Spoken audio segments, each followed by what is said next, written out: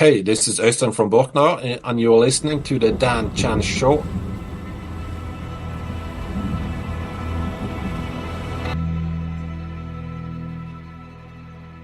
Hey, Oystein, how are you, my friend? I'm perfectly fine. I'm sitting here in my studio and yeah, doing some Awesome. interviews. I have a I good can time. I can see. Awesome. You're in Bergen or just outside Bergen, is that correct? Yeah, I live on a half an hour drive outside Bergen, like in the countryside. So yeah, that's my place in this world. It's a beautiful part of the world as well. Oh yeah. I have my studio here, and I have kind of a clear view over the classic fjords and the Really Yeah, amazing. yeah, mountains and fjords and everything. So it's right now it's a bit, it's rainy and cold and a bit snow and stuff like that. But in the summertime, spring, it's beautiful. I'm It's sure it is. I've been to Oslo and I love Oslo. I just don't like your beer prices. No, you can say we're kind of You're used used to it to it. though. Yeah, for sure you are. I usually don't drink beer at home anyway, so I don't bother about it. But I drink free beer on tour. Of course you do. We'll get into that. So we're here to talk about your brand new studio album, your 12th release, Fall, which is out on February the 23rd, not so long away now. How Mm. much are you looking forward to getting this out to the masses? It's always, some kind of excitement and of course a lot of work. And it's kind of culmination of, at least for the whole band, but also for me, I've been working so thousands of hours, I guess, the last half a year or so. So it's kind of a big satisfaction, but also kind of a relief and finally get it out there and let the bird fly, so to speak. It's not mine anymore at some point. It's going out there and it's for everybody to listen to and check out. So I'm really looking forward to it. It's as excited as ever before, to be honest. I mean, you've done this 12 times. You've been in the industry Mm, for a long time. What's the mm. anticipation like? I've released albums before in previous bands that I've been in. You kind of like, as you said, it's not yours anymore when it goes to the public. How does that feel when you're giving it away and you've got this anticipation and then all of a sudden you're giving it to the public? Is it an anticlimax? Are you over that feeling now or?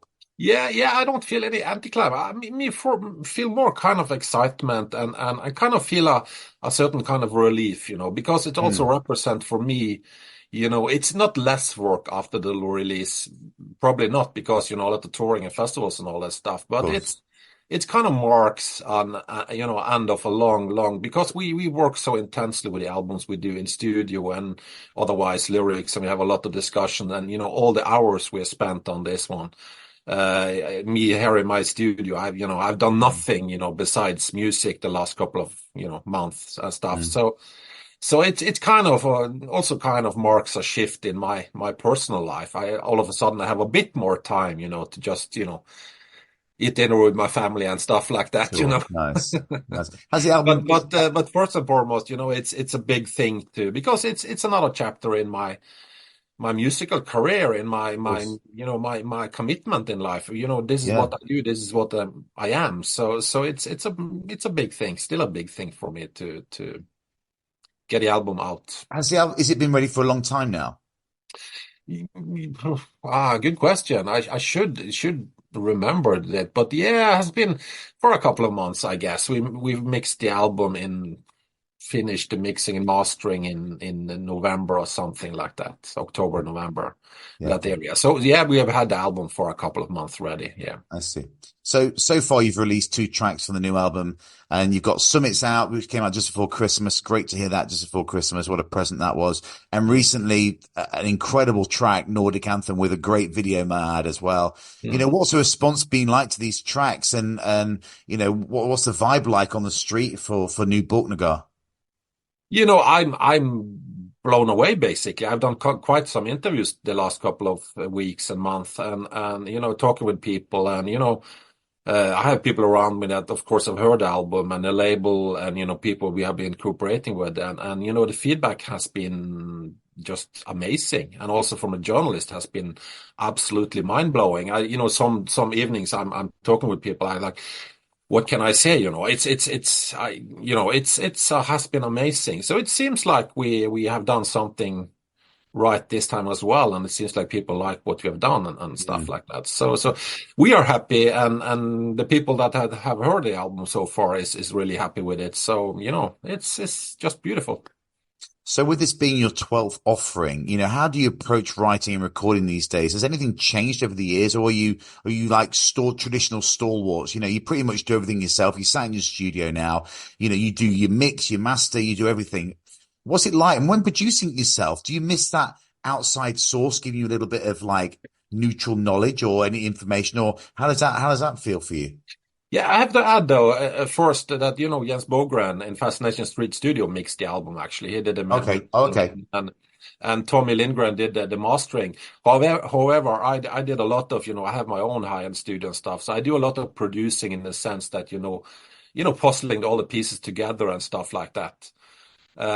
So then we sent them some demos that sounded fairly good already, but of Mm. course the mixing Jens Bogren have done, the work you have done on this album is just to me mind blowing. And I do this daily myself as well. I sit there in my studio doing mastering and mixing, and it's just mind blowing. And then I probably forgot your No, I say main no. question. No, I was just saying, like, how do you write and record these days? From like, obviously you've been doing this is your 12th studio album. You're stalwarts now. Are you traditional in the way you write and record, or is it more? How has it evolved? Yeah, I kind of cling a little bit onto my routine as a musician in all this. I try to, just keep on my routine. I'm kind of a little bit afraid of losing it, if you get my point. I try to just do the things I do as normal as, I've been writing music, recording guitars and, mixing and stuff since the early 90s, very early 90s, for many, many years now. Yeah, So I have my, this whole thing, being a musician, being a lyrical writer, and also now a little bit, producer. It feels like, it's what I do. It's my life. It's my way of living in a sense. So I don't think too much about it, to be honest. I don't plan too much. I kind of just do it. I see. And of course we have, after we did the European tour with Moonspell and Insomnium, we of course kind of agree that okay, let's after this tour, let's get going with a new album and start to plan the logistics and all that stuff Yeah. that is needed to build this house, so to speak. Mm-hmm. But when it comes to the actual writing and stuff, that's something I always do. I'm kind of always, even last evening, I was sitting here with my guitar rehearsing some songs, and there came up a couple of new riffs and some themes that, yeah, cool. And I recorded it on my phone, for example, just an Yeah. example. And Yeah. I will bring it back at some point when I feel I have something to start working with a song. So yes and no. I mean, in one way, we of course we follow the progress when it comes to technology in studio and have a much better facilities these days than we had back in the day. But since the 3, 4 last albums, we are pretty much even more so. We have done basically everything ourselves when it comes to recording, editing, and the engineering work. And for the last 2, 3 albums, I've done, had a really firm grip on also the productional side of things in the sense that, I try to find it, guitar tones, Mm. the FX, things like you're trying to puzzle the pieces together to a big picture. And then I do my mixes and demos and work mixes, and then we, change something. And at some point we send it to Jens together with the material, of course. And, this is how we, would Yeah. like this to roll. Do your stuff. Of course, you do it better and stuff like that. And, Mhm. yeah, again, Jens, this time around, he really outdid himself. It was absolutely crazy how delicate, how sophisticated, but still so powerful and detailed he was able to make the whole thing Mhm. come to life in a sense. So I'm really happy with his work on this one. So, I mean, do you have to get into a special place to get creative? I mean, obviously, if you've got a home studio, I suppose it never ends, does it? I mean, you come up with an idea, you run downstairs or wherever your studio is in your house and you lay it down. And can that be problematic to a point where you overperforming and overthinking stuff because you're not actually going to a studio, you're doing it at home, so you get more time to tweak and stuff like that? Yeah, yeah, that's of course a danger, but in the same way, I think that is, I feel more mature now than when in the early days when I was Mm. 20. And I think one of the good things that comes with age, the body and the physics is going down, obviously, and I'm losing my hair and shit. Yeah. But otherwise, when it comes to my persona as a musician, I feel more comfortable with things. I'm more relaxed with things. Mm, mm, I mm. spend more time, doing the good stuff, and I also know how to regulate myself in a way. If you get my point, Of course, yeah. I know I can feel it's something with, I am not the kind of guy that can sit around on a tour bus or backstage and, hey, boys, let's make a song, let's jam out the song Yeah, here. yeah, yeah, yeah. That doesn't work for me at No, no, all. no. I just start laughing if somebody, starting to talk about stuff like that. It's like, no, no, get away. But so of course I have a scenario, but that's of course my bubble in this studio where I'm alone. I have to be alone when writing music, for example. I Okay. can't have anybody looking at I me or understand. I understand. needing attention Yeah. or whatnot. I need to find myself and position myself in this bubble Yeah. where time doesn't exist and there is Mm. only me and my guitar and the sounds coming out from my speakers, Sure, basically. sure. For me, it's almost like when I go into this creative mode, it's almost like I don't know, yeah. I don't know. It's a different, almost a different state of mind, I would say. Almost drifting away and into myself. It's a soul searching thing, and I understand. some people do, yoga and stuff like that. You got fix music. my stuff Yeah. with doing music. Well, that goes in obviously to the lyrical content and the themes of your tracks. I mean, Nordic Anthem is a track about rejecting doctrines and religion and politics and things like that. Does that theme continue through this record, this new record? And how do you like to write? How does that come to you with those the lyrical side of things? Yeah, I think, since the very beginning of the band, I had this very kind of clear idea or vision or call it whatever you want about what this is all about. And I remember, and I still cling on to that idea that, I grew up with a father with an old hippie, to be quite frank. He had a huge record collection and, he had a different, I grew up in a free thinker home, I would say, Mm, mm, not there was nothing religious in my home, and mm. I was always urged to find my own way in this life and more into philosophic directions like deep ecology, for example, and stuff Yeah, like that. So, and I grew up in the countryside. I spent my childhood in the forests, in with my knife and with my boots, making climbing mountains also, but trees and stuff. So I think, when I started out the band, I had this very distinct idea that to me, and this comes from, me as a music lover, that the music that really capture me, that encapsulates me, that, make me want to or fly, so to speak, mentally speaking, that is the music that has this, I don't know how to put it really, but this human touch to it, and it might sound a little bit cheesy, but mm, to me that means that it holds um, all the nuances of a human life, all the ups, all the downs, the sunny days, the rainy days, and all that stuff. So and combined with that, this free thinking idea that I had back then, I still have basically, is that it has been a red line through the whole thing we have done. That's a kind of the lyrical foundation of the band. This mm. freedom, find your own path in life. Don't be shy. Mark your way, and that kind of stuff. That yeah, in a way, without professing any. We don't. I don't want to be a musician or a band that kind of you should do this or you should think like this or you should against something like Mm, that. mm, mm. That's not my music, in my opinion, should be above and beyond, politics and religion Yeah, and all that. yeah, But still, there is a fundamental kind of, I don't know, philosophic idea behind the music, lyrical wise, and that is kind of this free thinking spirit in a sense, open mind, a broad mind, seeking new horizon, leaning sure. forward towards the future, not backwards towards the past and stuff like that.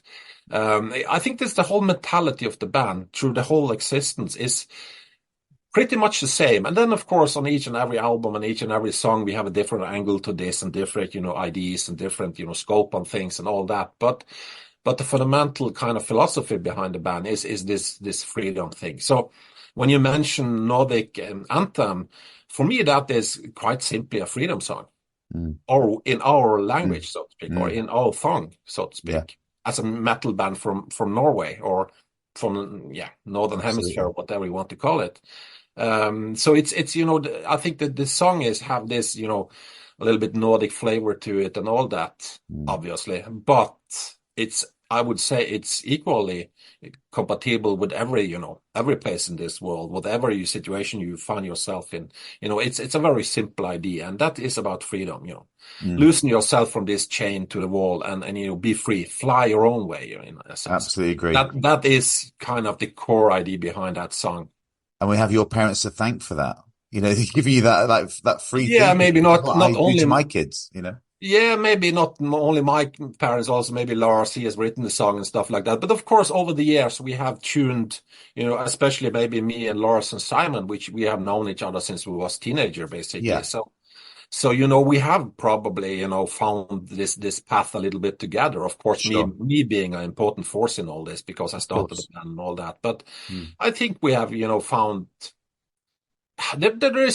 we haven't really talked too much about this and discussed it too much, even though we discuss a lot of stuff. But I think it's kind of through the years, it has just evolved into becoming this kind of tradition in the band, or whatever name you want to call it, the way we think, the way we do stuff, the way we do music, the way we write lyrics in a sense. Yeah, And there is really no limits to it either on the other side of it. I don't, say, hey, we can't do this because it's way too off, or something sure. like that. I have a very open mind, but by natural causes or by the process of it, it kind of ends up pretty much in the same I side of the I yeah understand.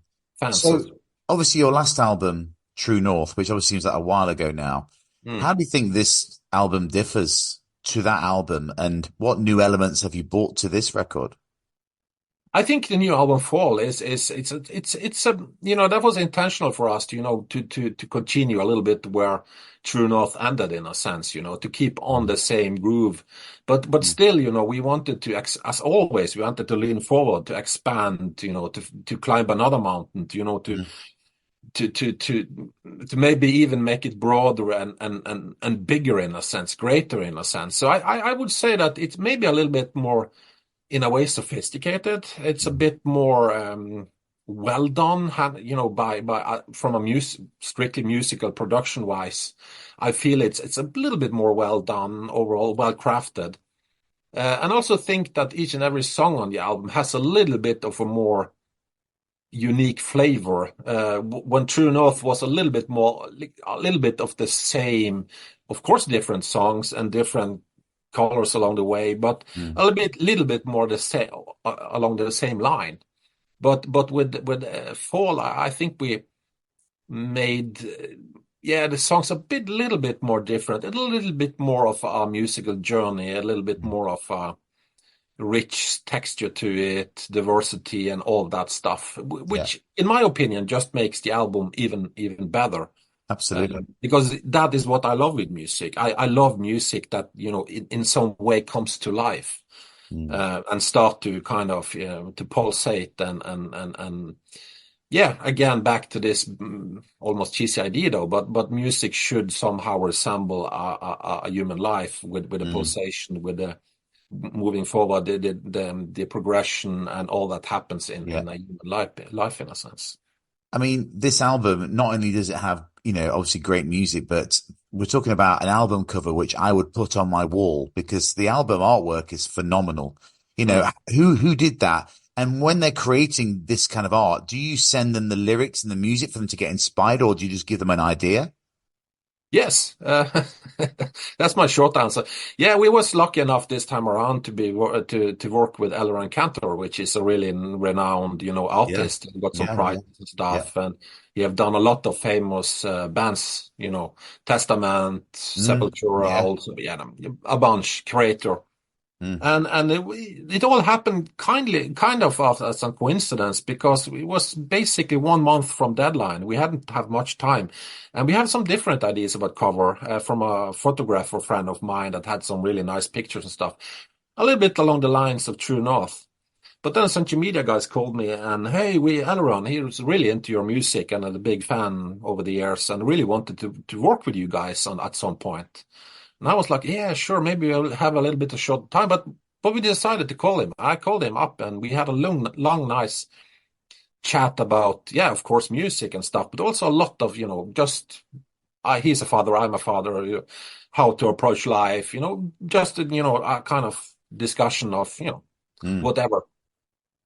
And the only thing I basically said to him,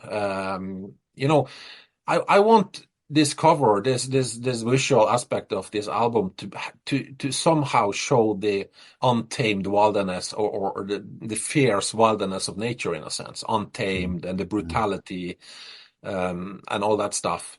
And also the second thing I said to him, I want something. I don't want a human being present on the cover or a head or anything like that, but I want something to remind about human presence at some point, Mm, there is some association towards human beings without having human beings on the cover. mm, mm, Well, we hang up, I guess, and 1 month after I got this cover, and I was blown off the mm. chair to be quite honest. He hit the target so incredible well, in my Yeah, opinion, with yeah. the colors, with the texture, with everything he did. And not only that, and that's kind of a cool story because when I was a kid, my father was also architect, quite did us strange houses and stuff like that. Always he was a strange dude. Mm, But we had a family house up in the mountains from the 15th century, which he was like, since it was his occupation, he had a responsibility to maintain this building to, avoid leakage and stuff like that. yeah. And just close by this farm, there's a huge waterfall. I remember to this day, I was walking down to this waterfall and just, embracing the brutality of nature in a sense, encapsulated in water and just this havoc of water smashing to the rocks. I couldn't hear Yeah. anything. You got sucked into the nature, the heart of nature in a sense. Mm, And this is a notion that as a memory from my childhood is very important for me regarding Borknagar and approach of the band throughout the year, musical, what I want to, try to convey to the listener. And mm. that he was able to actually nail this as precisely as he It did. does absolutely Because I nails that. remember when I was like 10 years old or something, like standing watching Yeah. on this waterfall and just, dreaming away and stuff. That was just beyond my I don't know how we made it, but I don't think we talked about it indirectly. So somehow he just captured that and yeah, did what he did. And it's just the work of Yeah, genius, in it my opinion. is. I It agree. is.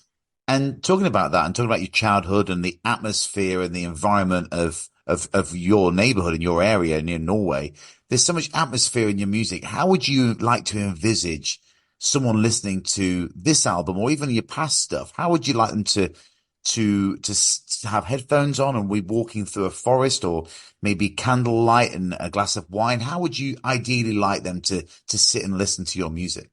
That is very much up to the listener, I would say. But what I've always tried to, whether it's headphones or in a studio or whether it's in a car or, on the beach, suit yourself. It's kind of my thought. But what I want to convey or what I want kind of to project with my music is, if you walk through the forest, for example, or the mountain, or a trip you have in the wilderness, Mm.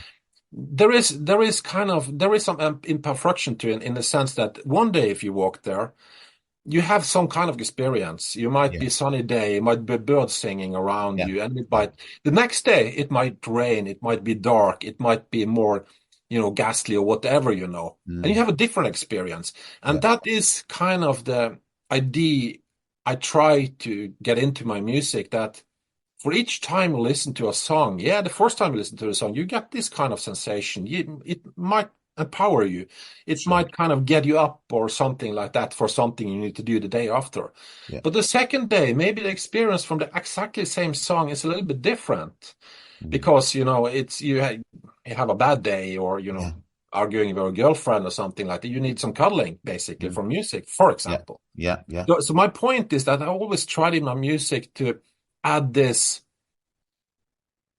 complexity and imperfection in my music that kind of resembles the nature. That I see. one day you walk through this same area as you're used to, or maybe grown up there even. Mm. But one day you have this experience, you get this kind of emotion, but the next day you get a different experience, but the Mm. same path.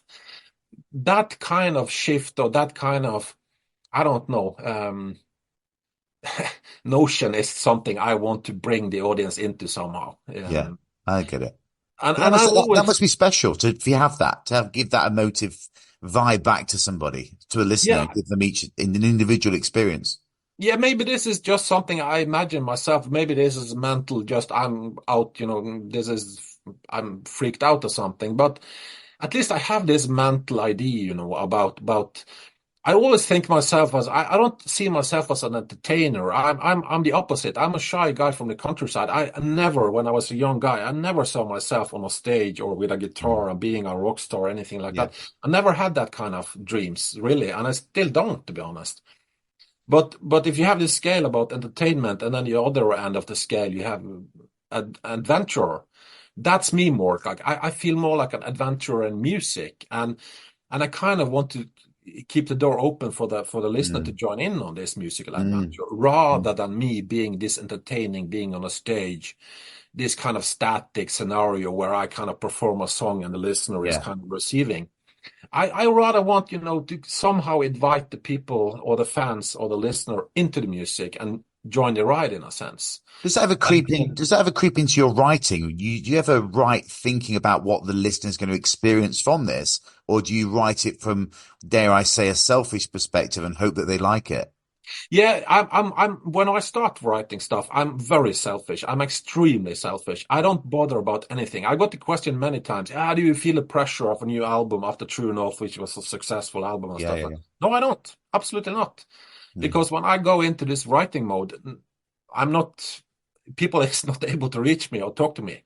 The label knows it by now that you don't bother Don't Oystein when bother. he's in Yeah, writing mode. leave Because him. I need this. It's just me, the guitar, and the sounds coming from the speaker. I Sure. just need this circle of creativity, this bubble of creativity. Mm. And everything starts there. And from then on, let's say I spend like couple of months writing songs for a new album, maybe. But I spent maybe 6 months producing the songs. Yeah. And that is some of my point also that, for me, writing songs, it doesn't take too much time, to be quite honest with you. But Hmm. what really takes time nowadays is, the production side of it. I spent hours, thousands of hours for each album, especially the last one, just sitting in my studio trying to paint a sonic picture in a sense. Hmm. Totally And in understand. this process, of course, I try to add, I add natural sound. I run out in my garden recording the stream going through my garden, for example. I go up to the forest here and try to record something. And some of that stuff I kind of add into the music. You cannot Nice. really hear it, anything like that, but It's it's there. still there It's there. unconsciously. So I try to, make this picture as rich and as natural as possible, though, and Yeah, I and of love it. course using a little bit of psychoacoustic tricks and I stuff like love that. that. Of I course. love that. Now, do you listen to new music and keep your finger on the pulse? And does that ever help you inspire you with future writing? Do you listen to what other things are doing? Or, I mean, you mentioned that you were a selfish writer, but I mean, does new music creep into anything? Um, yes or no. I listen to new music for the more production side of thing, but Sure. to be quite honest with you, and maybe I'm an old grumpy bastard by now, but I don't invest in new music anymore Right. as Yeah. much as I did before. I don't sit down with a whiskey and listen through a whole album and Yeah. read the lyrics and follow all the lines and go back and listen one more time. I maybe partly because I don't have time for it anymore, and Sure. Second reason, I sit a lot here in studio and working with music, so my Yeah. ear Need to get away sometimes from it. Yeah, yeah, yeah. need some Need break, some and rest. Yeah. sometimes silence is the most beautiful music of all. Mm. But I sure try to keep a little bit updated on what's going on with Yeah, the more kind of what kind of drum sound these days is sure. working, But just to have a notion. you do that from a professional perspective, don't you? From your own career, I suppose, of producing music. Yeah, and over the years I've tried to increasingly do so because back in the early days I remember we flew to Germany in high-end studio and recorded and all the stuff. A lots of great experience, but I remember I always had this frustration about this feeling that, we always depended on the studio, the engineer, the Mm. time we had, the budget and the Yeah, amps we had available, a drum kit or whatnot. There was always something in the way between me and the listener. There was sure. some obstacle that didn't make this musical vision as perfect as I wanted. Mm. So as soon as I kind of got my head a little bit above the water about, technology and studio technology and all that stuff, I tried to have this idea about trying to incorporate or marry, being a producer, but also being a guitarist and lyricist. Mm. Mm. It's a kind of weird thing somehow, if you think about it, that if you're a painter, you do your painting and maybe get some help to do the framing though, but you put it Yeah, on a wall and what people see is made by you. You can yeah. touch it. Hmm. And but with music sometimes you have the artist and then you have a big ball of cotton between the listener and the artist, which is producer, studios, economy, Yeah, and yeah, whatnot. yeah, yeah. So again, back to this humanity in music and honesty in music. I always strive to get somehow closer to the face, Mm. closer to the fans. Yeah, yeah, yeah. If you get my point. Again, a little bit symbolic way of thinking, maybe, but that's why I set out, let's say, 10 years ago, I guess now, building my own studio and Mm. investing our shitloads in Sure. Me high-end too. equipment and Yeah. monitors and everything to be able to come in a position where I can have a much more firm grip on Mm. the albums we do. Mm. Of course. And of Yeah, course, I do other stuff, so that also kind of enriched my skills, to get some experience from of course. completely different music. I'm actually doing quite a lot of mastering of singer-songwriting music in the Bergen area. Yeah. Done quite a lot of singles for um, completely different music, but that also, that teaches me quite a lot actually Yeah. about sound and how to, get sound to sound good, Mm. basically. I Um, understand. I understand. so yeah, that's been one of my goals in life with the whole music thing is to also get myself in more and more in this producer share in a sense too. Mm. Mm. Is that become is it a full-time thing for you now, or are you still you got other work going on, or how's that? Yeah, it's a full time basically. I have a couple of days a week. I work a little bit of civil work because it's we just had the pandemics and Yeah, yeah, yeah. I and you know. don't get rich by doing metal and all that stuff. But no, I could basically probably just live from music now without any big problems. Yeah, But I choose in my life to have some security in case of we get another course, of pandemic or course, the of Russian gets course. over to Yeah, of course, of course. is coming or something like that. So Okay. Oh God. and and it's also a little bit, in regards to my philosophy about the band. I've always been very scared to make music my only living. And the reason why is because I know I would I would hate to come in a situation I have to do an album on deadline because Yeah, to have some money next year, if you get yeah, my point. I want my music to be independent. I want to be able to say, no, sorry, I'm not doing this. Yeah, but it's a lot of money. You get paid well. Yeah, but no, I don't need it. I don't need those money, and I don't sure. want to do this. It's something. I'm not saying I'm that old grumpy bastard, maybe a little bit, but the idea that I have this possibility to say no. No, I Yeah, don't want. I want to wait for one more year. I don't feel ready to do another album. sure, sure. I can do that without, Yeah, that is yeah. making havoc on my family or anything like that. I understand.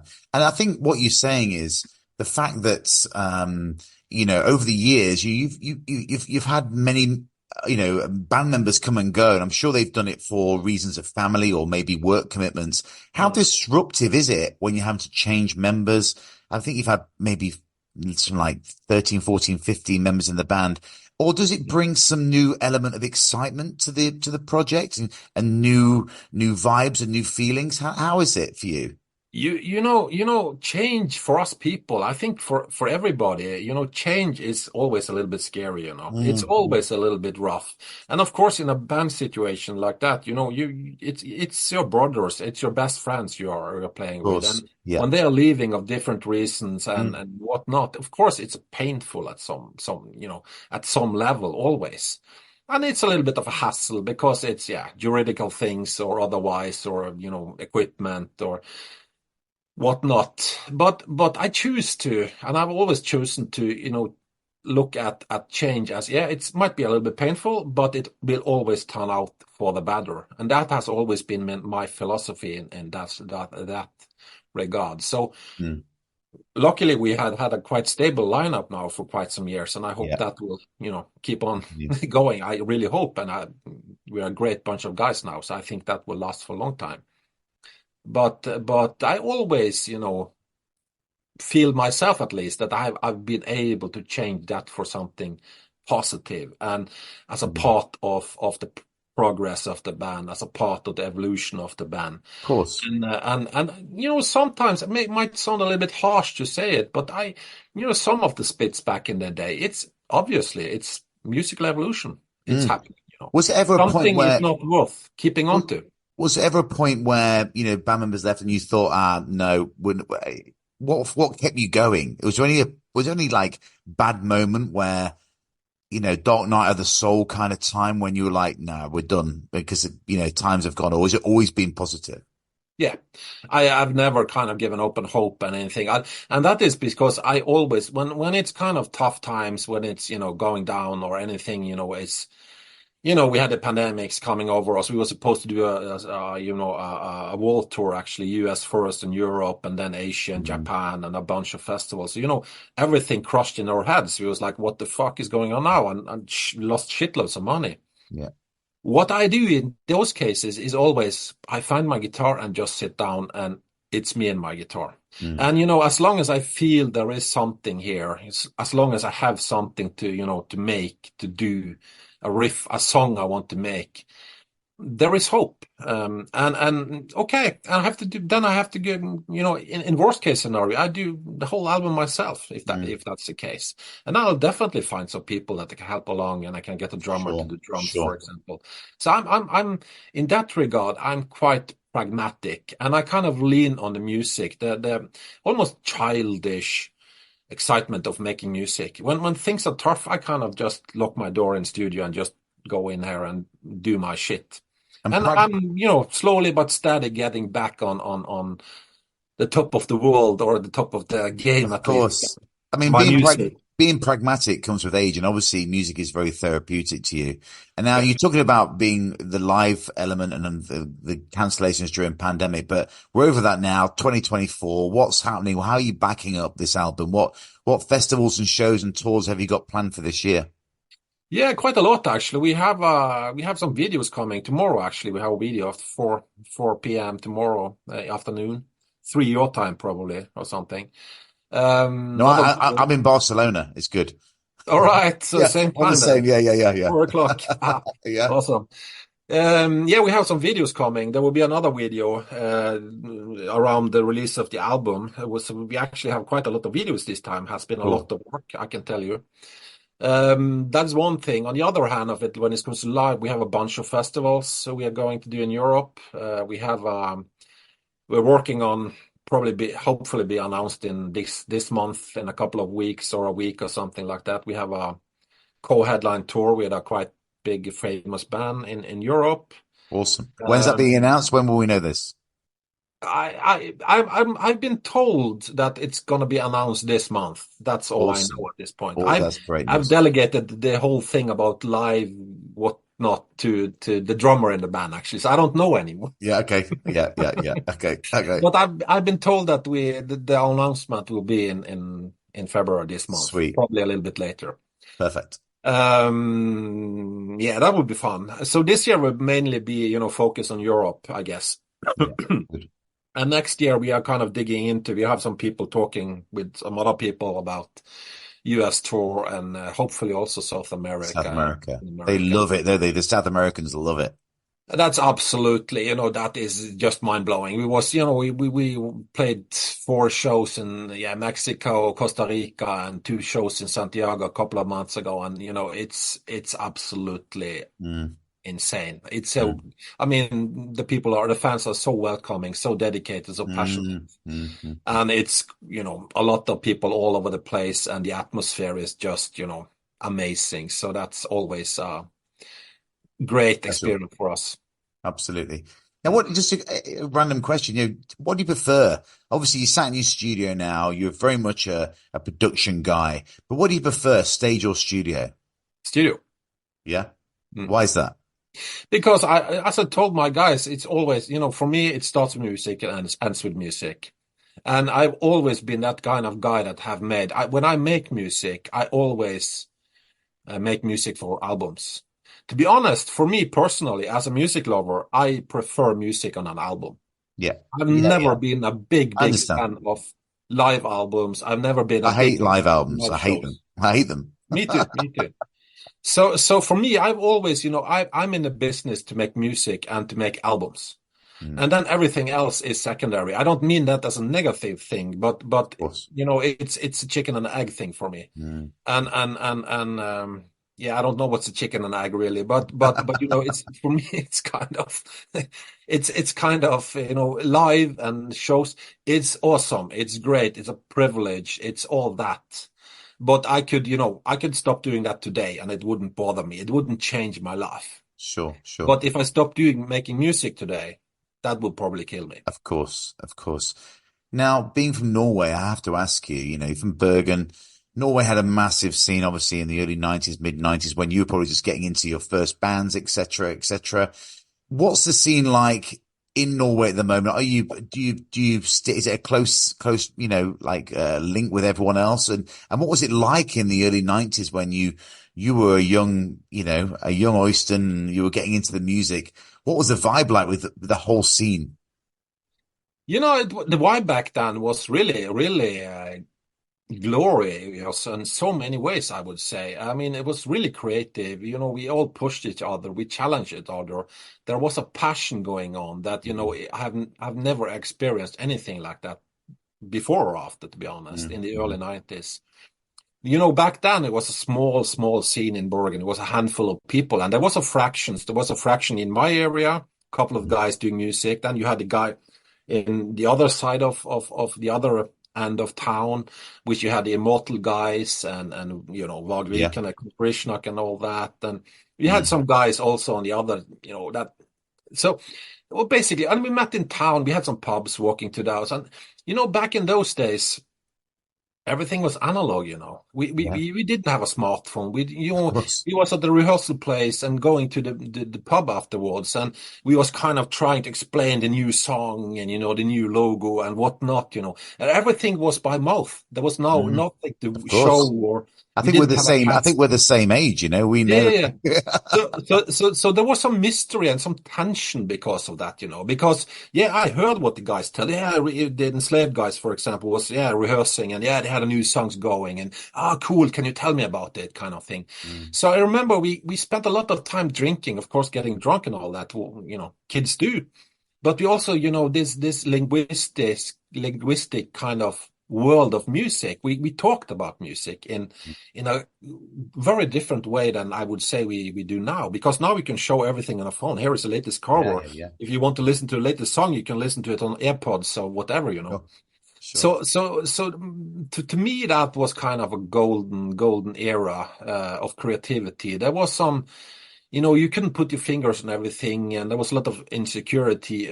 You didn't know because you haven't seen, but you have heard. There was a great band from Oslo called Emperor. Wow. Everybody was digging Emperor, but nobody have heard it in Bergen Right. before some of the guys actually came to Bergen and gave us a Yeah, yeah, yeah, cassette. yeah, yeah. So it was like, that kind of, yeah, mystery or tension or, it was a special time. Was definitely. That being said, I remember in the end, late 90s, I felt a little bit when everybody was kind of going more and more into this black metal and dyeing their hair black and corpse paint and all that stuff. That wasn't really my cup of tea. I felt a little bit chained. I felt a little bit, and there was a kind of a paradox to it because everybody was, talking about the great, nature and Norway and individualism and being strong and, this kind of almost Mm. like role playing kind of outlook on Okay. things. But I was like watching all this, and yeah, but you all do the same thing, same guitar sounds, same hairstyle, same spikes, same corpse paint. You know what's happening? So I felt the urge to distance myself a little bit from the scene, Right. and I've never been the most social guy around, so that was an easy thing for me. And I live on the countryside, so since the late '90s, of course, I know the guys. I have numbers, and we talk and we meet on festivals and all that, but. I haven't really been a part of this Bergen scene I since see. I late see. '90s, to be quite I honest. see. Um, it's not my thing. You don't, you won't be a rock star sitting on a pub drinking beer. That's, That's yeah, that's true. That's that's true. the thing. That's true. Now, I've got to ask you this because every time I listen to you, I always think this. And now there's so many programs these days focusing on like Netflix with like pagans and Vikings and everything. I could really hear your music on a film soundtrack. Have you ever been approached or would you ever be keen on making music for a program, like Vikings or something like that? Yeah, we have been approached back in the day. I mean, before this Viking series, but Yeah. that wasn't the Viking series we was asked for, but there was another kind of Yeah. another team working on something that never really happened. So I remember we signed some seal of discretion and we couldn't talk about it and stuff like that, and they wanted us to do some demos, but for some reason that just went black. I don't know what happened to Yeah. that, to be honest, but there were some rich people in the background wanted to, Is fund this this. something you'd like to do? Was this something you'd like to have, immortalized in TV or film? I'm not sure. I haven't really been thinking to reflected too much about those matters because it kind of goes a little bit against my grains because then I have to conform at some point, Then I have to do music that people want me to do. And Yeah. I'm not sure if I'm best at doing that, to be honest. I've Okay. always been a little bit of a rebel in all this. I've never learned myself to play proper guitar. If people ask me, can you play guitar? Yes, you play guitar, you can play something. No, I can't play guitar. What? Sure, you can play guitar. I've seen pictures of you on stage. Yeah, but I can't play anything but my Your own own stuff, music. Very So nice. I'm a very kind of self-taught and self-learned, and it's kind of almost like a punkish attitude in the whole thing that, I want to do my own shit, Mm, and that's it. And I want to do it whenever I want to do it I and all see. that stuff. So if people ask, I don't know. I haven't been thinking too much about it, but let's see. Let's see. Yeah. You never say never. Now you are, obviously so balls and all into the band and the music and the production, everything you do for so long now, but how do you relax and what do you do away from the music if that's even possible? You've got family. What do you do just to like break away from it, like rest those ears? Yeah, of course, my family, my wife, my kids, and all that, doing something entirely different, completely different. Mm, I have a quite big garden though, so I love building stuff and I doing gardening basically. right. And the summertime, I spend a lot of time just walking around in my garden with my cats and drinking some coffee, and then I kind of cut some bushes or whatever, and yeah, so that kind of guy. And also I have a kind of I'm always been very fascinated by narrow, small themes like documentary that is Mm, really weird about right. weird stuff. I love documentaries about, Yeah. a scientist that has spent his whole life, doing studies on one bacteria or something like Right. that. Stuff like that. Yeah. Yeah. Yeah. Things that goes really into depth of Yeah. a certain topic. I love that. So I'm a junkie on documentaries and a lot of garden work, I would Love say. that. Love Mm. it. Love it. My final question, Oystein. Who would be on your rock and metal Mount Rushmore? Four people. Oh, dude. I think Quarton, Bathory, Yeah. Yeah. One. definitely. And I One. have to I have to say James Hetfield. You Two. know, Yeah. yeah, he's a riff master. I Yeah. mean, beyond anything, I guess. I mean, I don't like everything he does, but No, no, that same. man can make riffs. Yeah. Um, What was your opinion of 72 seasons? haven't heard it yet. Wow. I haven't, It honestly. took I a lot haven't. of listens for me. I tell you what, it took a lot of Yeah. listens, but more and I more get. these days. I think I gave up on that kind of death magnetic Yeah. album. Yeah, that was an all right That album. was it for me. I think I heard it in the car and it was super compressed or something like Yeah, that. yeah, It's okay. That's a production crunched. sadly. Okay, so we've got two. What's you three and four now? Who's on your Mount Rushmore? Two more. David Gilmour, Cool. Okay. Why? Obviously because why, I but because he is my God, basically. I mean, okay. in terms of music, I'm not a religious person, but if there is anything religious in this world, that's Pink Floyd. Right. Yeah, Musical yeah, wise, yeah. it's to me that's a mothership of all music. To be Yeah, quite yeah, honest, yeah, I yeah, grew yeah. up with it. My father and all that stuff. And the third, The fourth, the last one. You got four. This is the last one. I have to say, and I'm kind of honored to say it also. But I would say Garn, Ulver. Really? Yeah, Why? because I just love his vocals. I love Yeah. his music. I mean, I played with him. As a good friend of mine, Yeah, he's a and legend. he's just a brilliant musician and vocalist. He's just have a special place for me. So I it's totally yeah. agree. Totally agree. Oystein, thanks, my friend, for joining me on the show. Thanks for your honesty, your openness, and it's been great. And I'm looking forward to the release and I hope to see you on the road sometime this year. Yeah, hopefully we will be announced quite shortly, I think. I hope. Thank you so much. Oh, thank you, man. Thank you for the support and everything.